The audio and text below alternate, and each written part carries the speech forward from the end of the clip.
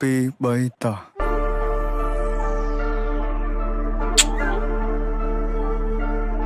អញអត់ដឹងនិយាយមួយពួកឯងមិញពួកឯងឈួតអស់ពួកឯងស្ដាប់បលនេះដាក់ subtitle Let's do it ខ្មែរថៃដីខ្មែរអត់ត្រូវការអ្នកណាមកថៃជំនួសពួកចោលឆ្លៀនពៀនបើមិនងាប់ក៏វាអាចរបួសតជំនាន់អ្នកចោលសៀមរឿងសង្គ្រាមគឺវាឃ្លានហួរដើម្បីដល់អំណាចស្រ័យជេរចាចអញខ្មាស់គេយនួន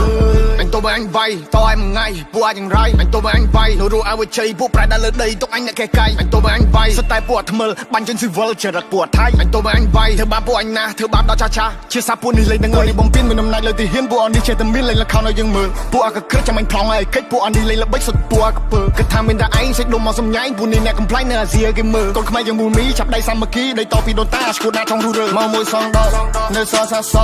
អត់មានអ្នកកងងាប់លើដីខ្មែរអត់មានអ្នកហែពួកអាបសអញមានឈឹមខ្មែរដូនតាអញថែដល់ទីបញ្ចប់ពួកនេះលប់ឡាយមានសាសនាដែរតែធ្វើដោយលប់អោពិភពលោកជួយដឹងឮផងថាស្រុកខ្មែរបបាដែរមានចោលក្បែរលបងចោលមកលឺដែរសុំជួយចាប់ផងចេញដែនដីអញឯង not below ខ្មែរថៃដីខ្មែរអត់ត្រូវការអ្នកណាមកថៃជំនួសពួកចោលឆ្លៀនពៀនបើមិនងាប់ក៏វាអាចរបួសតជំនាន់អ្នកចោលសៀមរឿងសង្គ្រាមគឺវាឃ្លានហួរដើម្បីដល់អំណាចស្រ័យជេរចាចអញខ្មាស់គេយនួន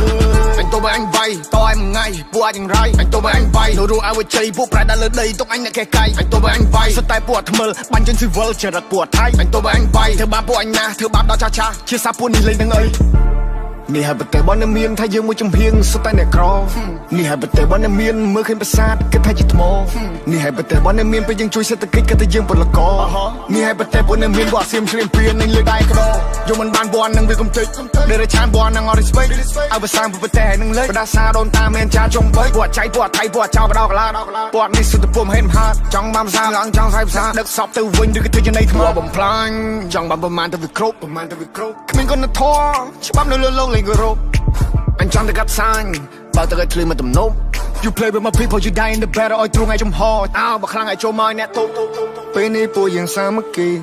មានសត្រូវបន្ទុសារាយគេចង់គៀបយើងស៊ីពួកនឹងលេបទឹកមាត់តែដីស្រុកខ្មែរអត់ free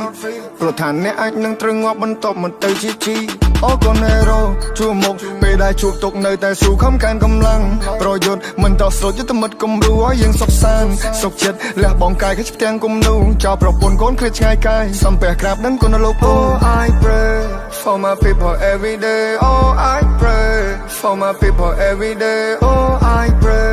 for my people every day oh I pray stay safe បងប្អូន